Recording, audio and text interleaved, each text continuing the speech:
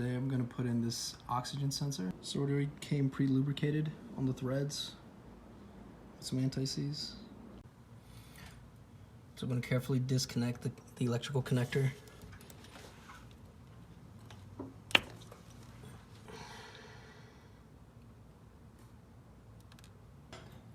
The box end, I have a combo wrench to get on there. And I don't know how tight it is. I might have to double wrench it. Let's give it a try.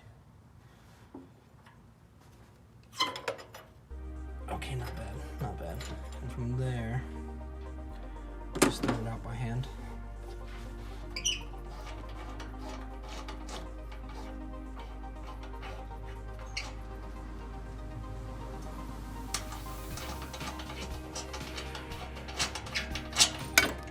Oh, and there's that. So it's probably safe to say that this old O2 sensor, after that little fall, is definitely worse for wear.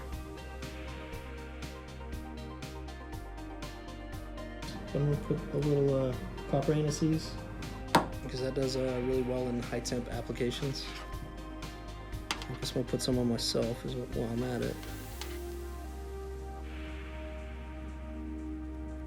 Try not to get any on the sensor itself to prevent any kind of misreadings.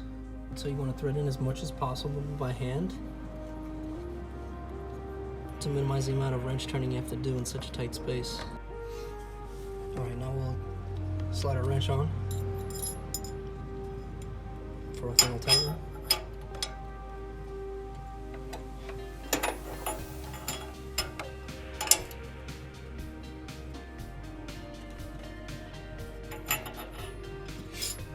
Happy with that. Finally, we'll make up the connector, and very carefully because it is a 30-year-old connector. Like so. And slide on the boot. Make sure it seats completely. There. That's it. We're done and installed. Let's try it. Alright, here goes nothing.